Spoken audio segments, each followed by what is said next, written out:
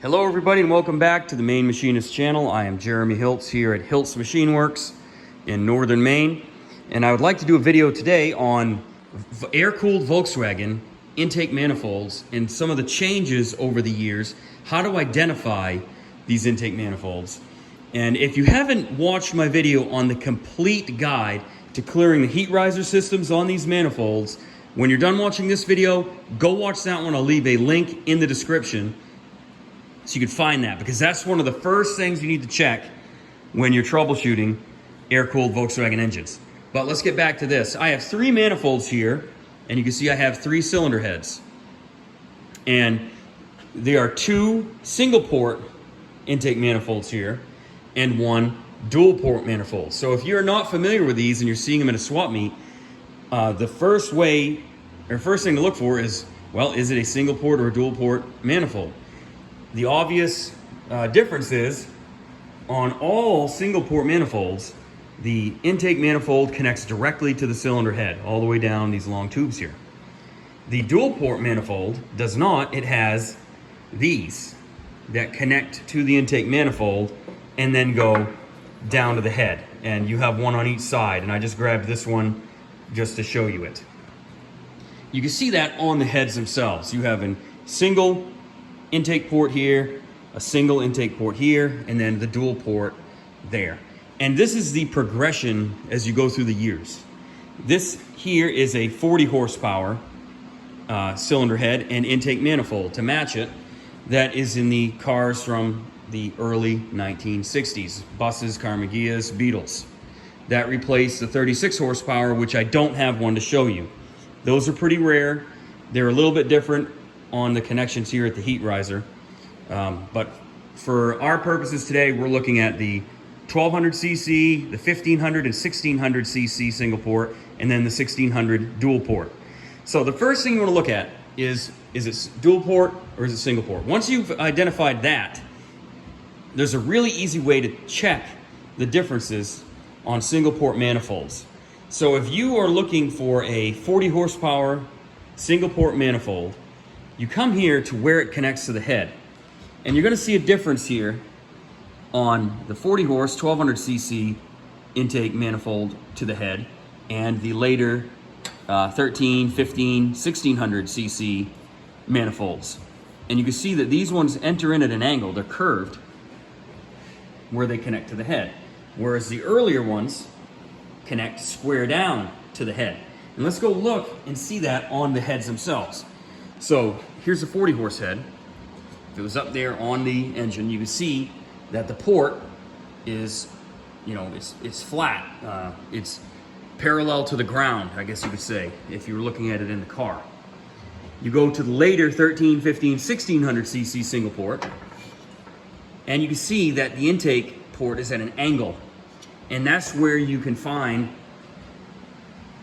what we just saw before. It's an angled how it connects to the head. Very easy to identify. And then of course, the later ones, the dual ports, would have a connection piece like this separate piece that connects to the heads. So those are the main differences in identifying intake manifolds on your air-cooled VW. You can also check just with a caliper and see the size of the throttle, the base of the carburetor. So the base of the carburetor, this on the 1200 takes a 28 millimeter carburetor. And not that I'm doing this real accurate with one hand, but you could just get an idea. This comes out to a little over 27.5 millimeters or so. And this one here, again, very roughly just checking it with a caliper with one hand, filming with the other hand, is just over 31 millimeters there, which would be a 30 millimeter carburetor. And then this is obviously much, much larger, 34 millimeter carburetor. And you can see even without a caliper, I mean, you can just see the big difference in the size of those. So let's take a look at how this, I never showed on the other video how the heat riser actually works to this to warm the manifold, because a lot of people think when they look at these, they are confused and they think that these pipes are actually connected somehow in here, and they're not. So let's go take a look at that real quickly. So here I have a broken manifold, a great tool to use to show how this works. And you can immediately see this is not a single port manifold because it doesn't extend all the way down to where the head would connect. It's a dual port, and it's a 34 millimeter Solex carburetor that's installed on it. Now you can see where the aluminum casting here is all destroyed. Here's where the heat riser system works. So the hot gases from the exhaust system travel through the heat riser, and it just sits up against the manifold here and warms it inside, where you see where it had broken apart. So there's no connection inside there, but it warms up the intake so that you don't have your carburetor icing up and things like that. And some of the later manifolds especially, a lot of them have a vacuum line here. But that's just to show you what it actually looks like on the inside if you've never seen that before. And finally, the last thing I want to touch on is there's a lot of people's ideas about why did they go to dual port. And the first thing people always think is, oh, they went to dual port because they needed more horsepower out of the engine. It was all about getting more horsepower out of the engine, and they needed it to be dual port to get that extra horsepower. I'm going to challenge that idea a little bit. And a friend of mine named Steve Daniel in Augusta, Maine, has been into these Volkswagens for a very, very long time. And he kind of challenged me with this thought as well. And the more I think about it, the more I think that he does have a point. Let's look over here for a second, and you're going to see that the horsepower increase is not really prominent when you go from single port to dual port. So you have starting out way back with the 36 horsepower, and then your 40 horse, 50, 53, as they went from the 1200 to the 1300 to the 1500. And then you get over here, you have your 1600 single port, which I think personally, the 15 and the 1600 single ports to me are the best, most desirable engines for a street car, just an all factory street car.